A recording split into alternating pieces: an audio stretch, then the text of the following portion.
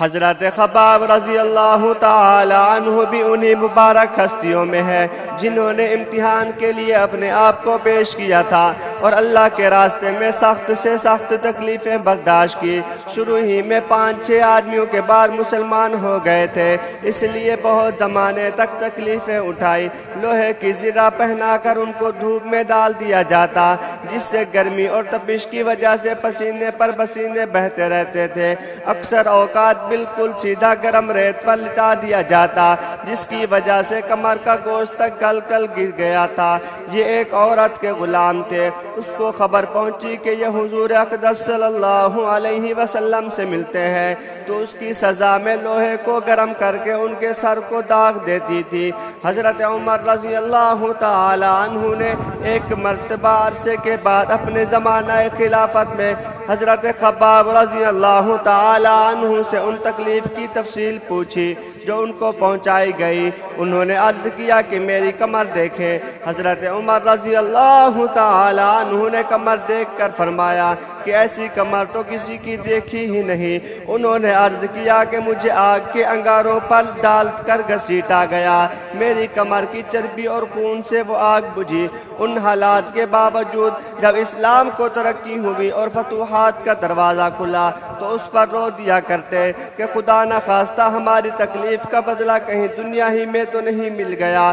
حضرت خباب رضی اللہ تعالی عنہ کہتے ہیں کہ ایک مرتبہ حضور اقدس صلی اللہ علیہ وسلم نے خلاف عادت بہت لمبی نماز پڑھی۔ صحابہ کرام رضی اللہ تعالی عنہم نے اس کے متعلق عرض کیا تو حضور صلی اللہ علیہ وسلم نے ارشاد فرمایا کہ یہ رغبت اور ڈر کی نماز تھی، میں نے اس میں اللہ تعالیٰ سے 3 دعائیں کی تھی، 2 ان میں سے قبول ہوئی اور ایک کو انکار فرما دیا۔ میں نے یہ دعا کی کہ میری ساری امت قحط سے ہلاک نہ ہو جائے، یہ قبول ہو گئی۔ دوسری یہ دعا کی کہ ان پر کوئی ایسا دشمن مسلط نہ ہو جائے جو ان کو بالکل مٹا دے، یہ بھی قبول ہو گئی۔ تیسری یہ دعا کی کہ ان میں آپس میں لڑائی جھگڑے نہ ہوں، یہ دعا قبول نہ ہوئی، اس کو رد کر دیا گیا۔ حضرت خباب رضی اللہ تعالی عنہ کا انتقال 37 سال کی عمر میں ہوا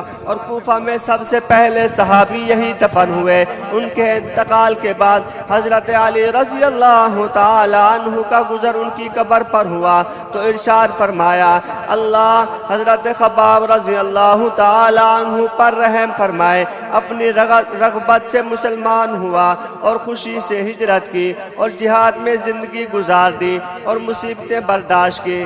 مبارک ہے وہ شخص جو قیامت کو یاد رکھے اور حساب کتاب کی تیاری کرے اور گزارے کے قابل مال پر قناعت کرے اور اپنے مولا کو راضی کرے۔ حقیقت میں مولا کو راضی کر لینا انہی لوگوں کا حصہ تھا اور ان کی زندگی کا ہر کام مولا ہی کو راضی